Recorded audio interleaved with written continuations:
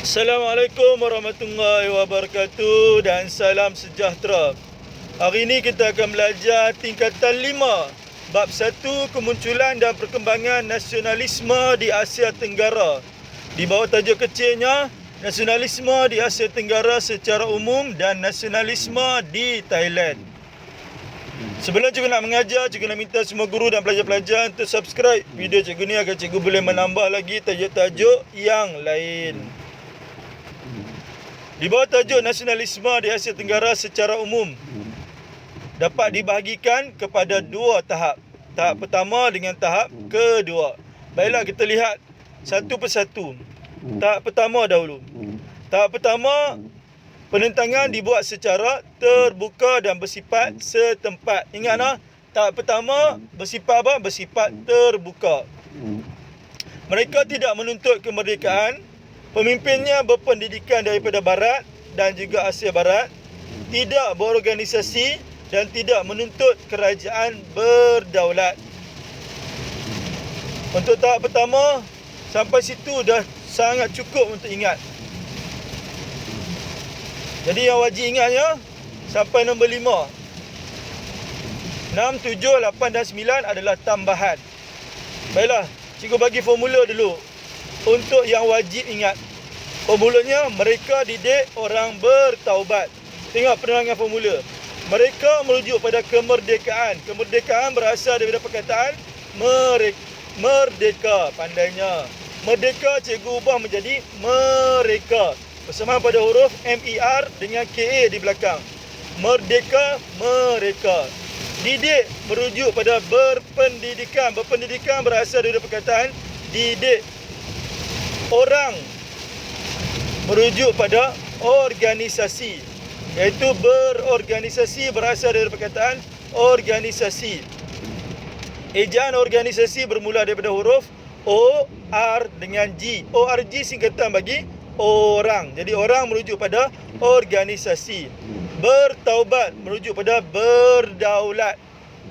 Persamaan pada huruf BER dengan at di belakang. Bertaubat, berdaulat.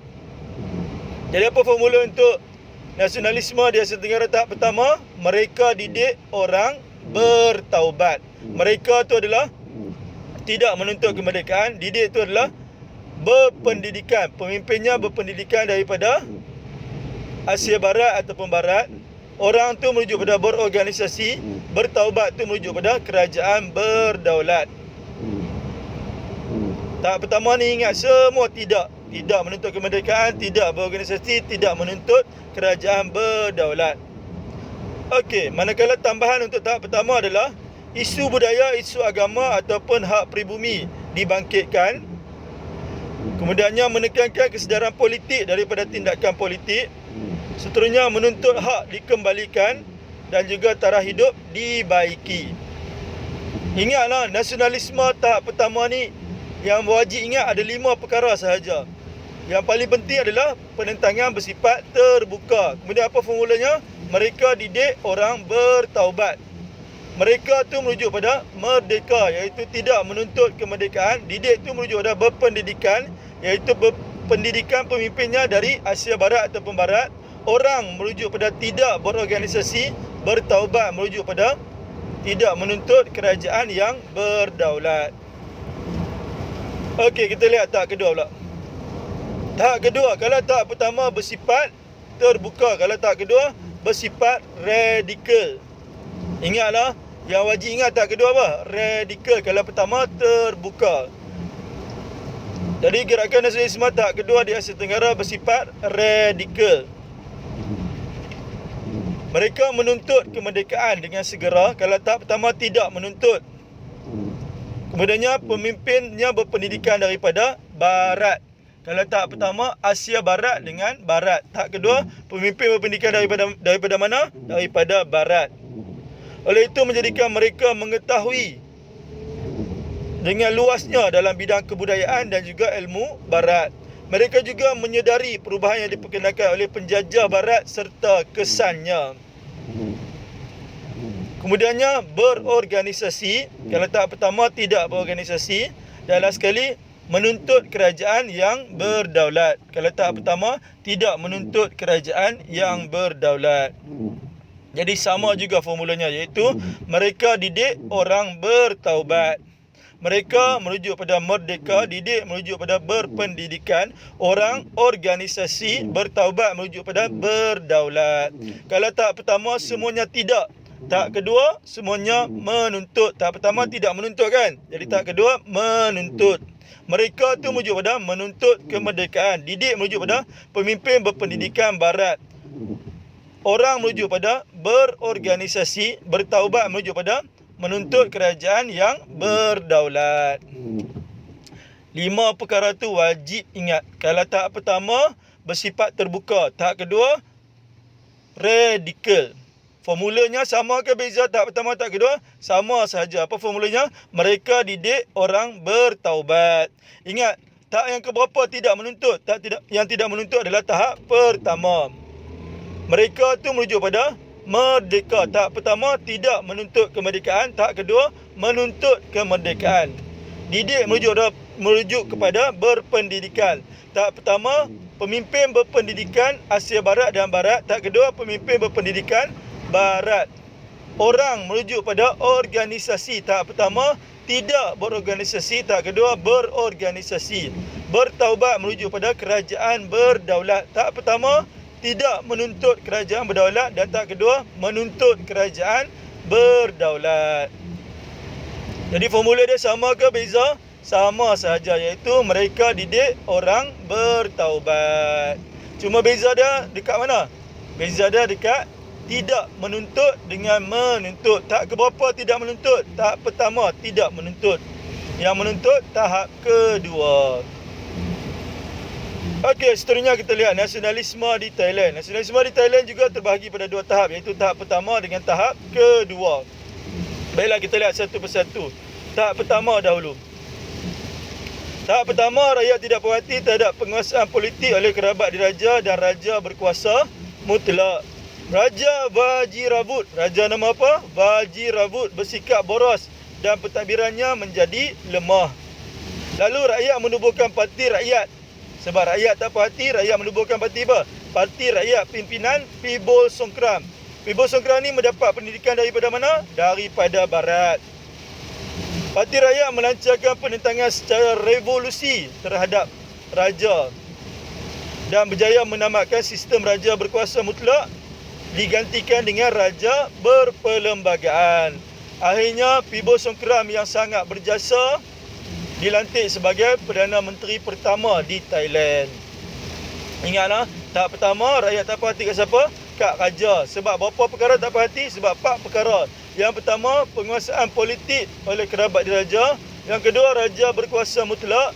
Yang ketiga, raja bersikap boros. Dan yang keempat, pentadbiran menjadi lemah. Okey, kita lihat tahap kedua.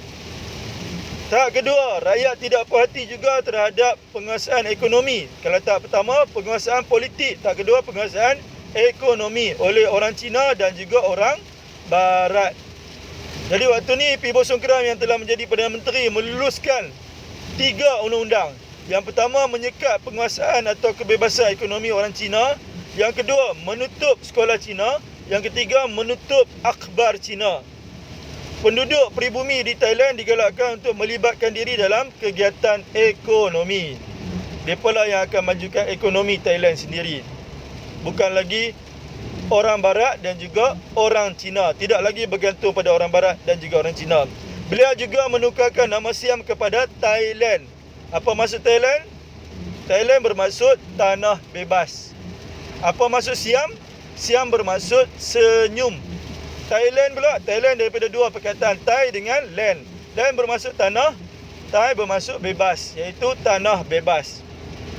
Bekerjasama dengan Jepun dalam Perang Dunia Kedua dan last sekali berjaya mendapatkan semula tanah jajahannya di Indochina dan sebahagian tanah Melayu. Jadi nasionalisme di Thailand ada berapa tahap? Ada 2 tahap. Tahap pertama, rakyat tak puas hati terhadap penguasaan politik oleh kerabat diraja. Tahap pertama, politik. Tahap kedua, rakyat tak puas hati terhadap penguasaan ekonomi oleh orang Cina dan juga orang Barat. Okey, kita lihat analisis kekerapan bab 1 untuk kertas 2 adalah SPM 2010 sampai 2020 ulangan. Warna oranye tu adalah SPM sebenar. Warna kelabu tu adalah SPM ulangan. Tengok SPM sebenar warna oranye. 2010 tak ada, 2011 naik esei, 2012 naik struktur, 2013 naik esei, 2014 naik struktur, 2015 tak ada, 2016 naik esei, 2017 tak ada, 2018 naik struktur, 2019 naik esei. 2020 berkemungkinan akan naik pada soalan struktur. Jadi tolong bagi perhatian yang sangat-sangat untuk bab 1 tingkatan 5 ini. Okey, kita lihat SPM ulangan yang warna kelabu bawah pula. 14 ulangan struktur, 15 ulangan esei, 16 ulangan struktur, 17 ulangan esei, 18 ulangan tak ada, 19 ulangan tak ada, 2020 yang baru ni pun tak ada. Bagi pelajar yang ambil SPM pada tahun 2020 iaitu SPM pada Januari 2021 ni, tolong bagi perhatian yang sangat-sangat untuk bab 1 ni. Kerana apa? Kerana akan naik satu soalan dalam bahagian struktur untuk kertas 2. Jadi tolong bagi perhatian semua tajuk-tajuk di dalam bab 1 tingkatan 5 ini. Okey, seterusnya kita lihat analisis kekerapan tajuk untuk kertas 2 adalah SPM 2010 sampai 2020 ulangan yang baru-baru ni. Tajuk apa kita belajar tadi? Nasionalisme di Asia Tenggara dengan nasionalisme di Thailand. Okey, setakat hari ini nasionalisme di Asia Tenggara dah ditanya 2 kali dalam SPM sebenar, iaitu 2012 dengan 2019. Tetapi nasionalisme di Thailand tak pernah langsung ditanya lagi. Jadi tolong bagi perhatian yang sangat-sangat untuk tajuk nasionalisme di Thailand. Hafal semua nasionalisme di Thailand, dua-dua tahap tersebut. Okey, seterusnya kita lihat contoh soalan struktur. Markahnya 244. Baiklah, kita lihat satu persatu.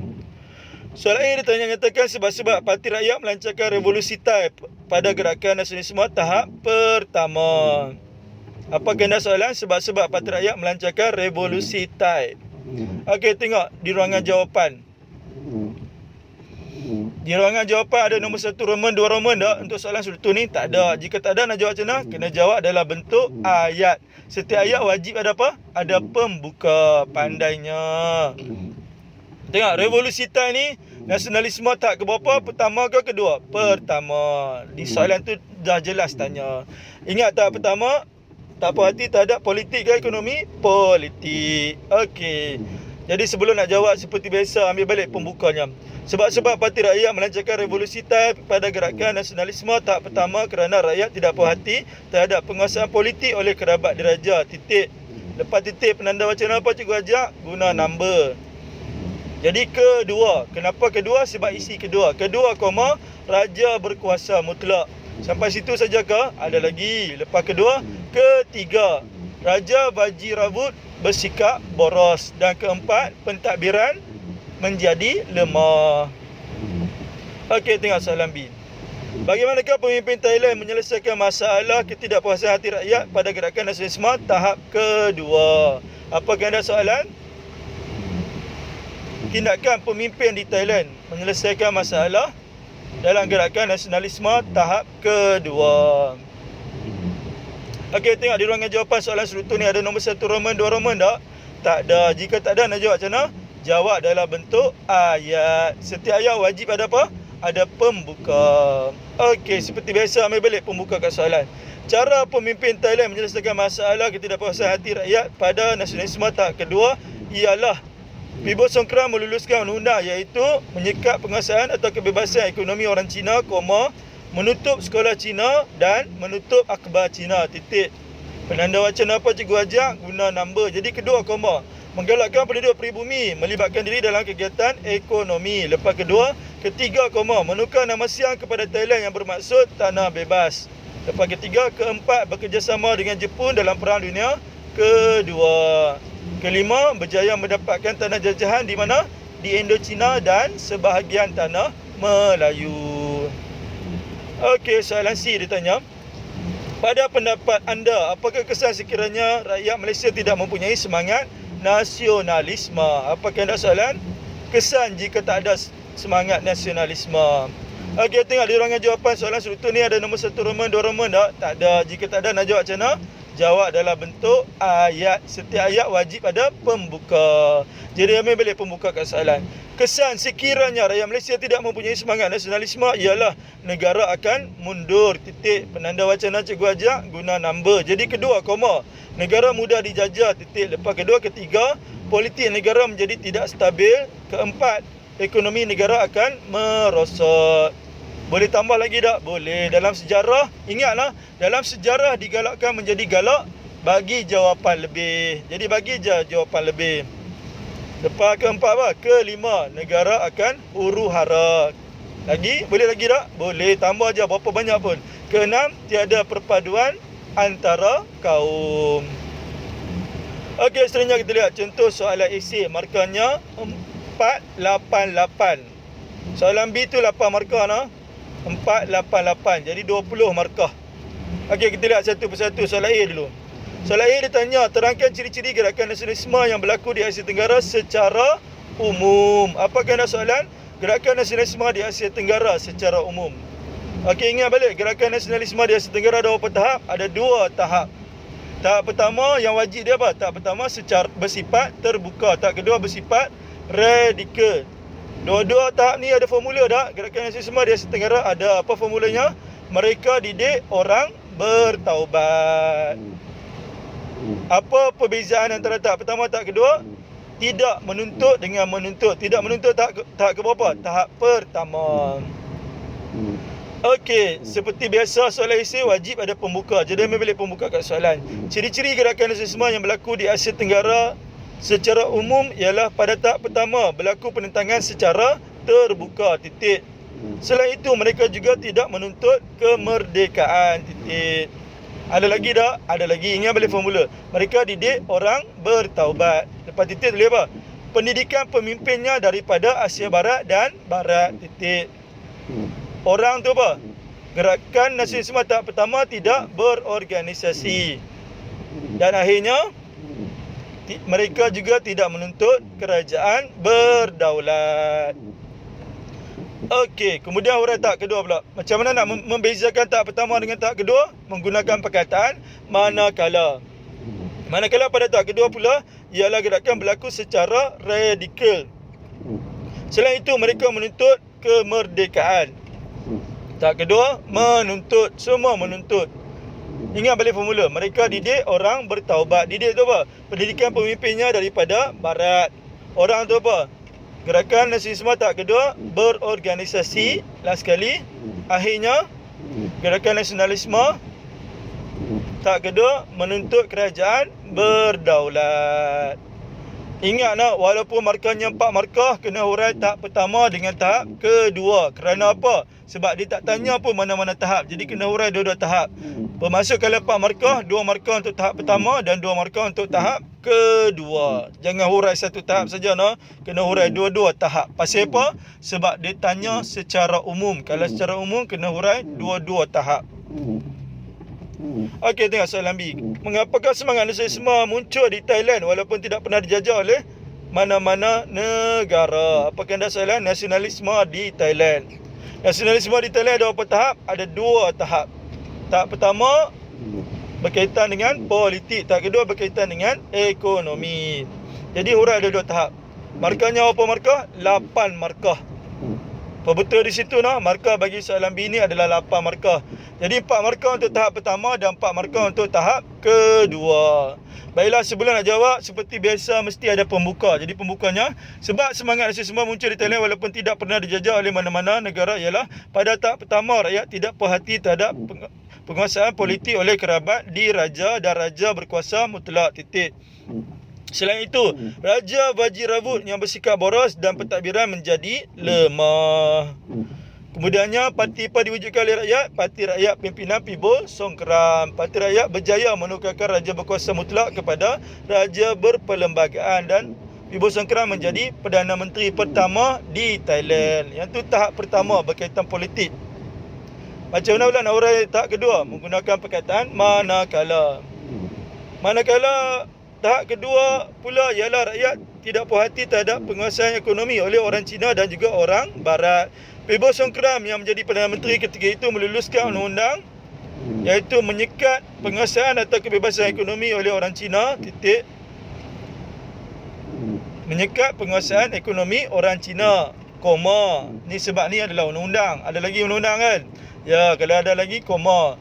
Menutup sekolah Cina dan menutup akhbar Cina, titik. Lepas titik, guna penanda wacana. Selain itu, penduduk peribumi digalakkan melibatkan diri dalam kegiatan ekonomi. Ada lagi tak? Ada lagi.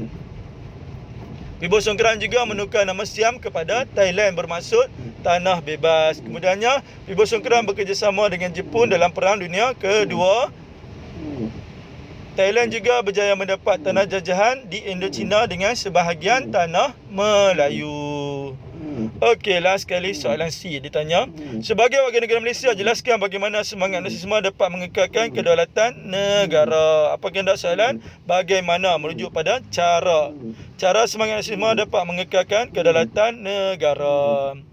Okey, ambil balik pembuka soalan. Cara semangat nasionalisme dapat mengekalkan kedaulatan negara ialah wujud perasaan cinta yang mendalam kepada negara. Huraiannya, hal ini agar dapat berkorban kepada negara.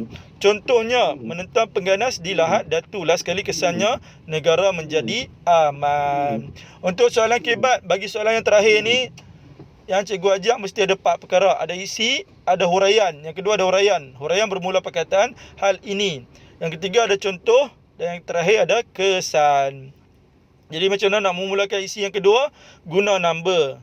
Kedua, koma mempunyai semangat untuk menambah ilmu dan kemahiran. Contohnya ilmu dalam bidang sains dan teknologi.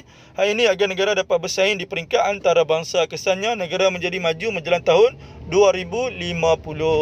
Lepas kedua, ketiga, rakyat masyarakat yang taat pada pemerintah, titik. Huraiannya, hal ini agar dapat melakukan kerjaan tenaga untuk mempertahankan kedaulatan negara, titik. Contohnya menyertai polis, tentera dan kastam. Dan sekali kesannya, negara menjadi selamat dari ancaman penjajahan. Okeylah sekali, cikgu nak menyampaikan berita gembira kepada pelajar yang ambil SPM bagi tahun 2020 ni, iaitu Januari 2021 ni, iaitu buku poket formula tingkatan 4 dan buku poket formula tingkatan 5. Di dalamnya mengandungi tajuk-tajuk sport sebagaimana dalam buku teks, iaitu buku teks tingkatan 4 ada 10 bab dan buku teks tingkatan 5 ada 9 bab. Setiap bab ada tajuk-tajuk sport masing-masing. Harga bagi sebuah buku hanya RM1 sahaja. Jadi sesiapa yang berminat untuk mendapatkan kedua-dua buah buku, iaitu buku poket formula tingkatan 4 dan buku poket formula tingkatan 5, hanya memerlukan RM2 sahaja. Jadi sesiapa yang berminat boleh WhatsApp Syazri di nombor 0137529209. Okey, hanya sekadar itu saja untuk cikgu daripada hari ini. Kita jumpa lagi dalam kelas sejarah yang seterusnya. Sekian, wabillahi taufiq wal hidayah. Assalamualaikum warahmatullahi wabarakatuh.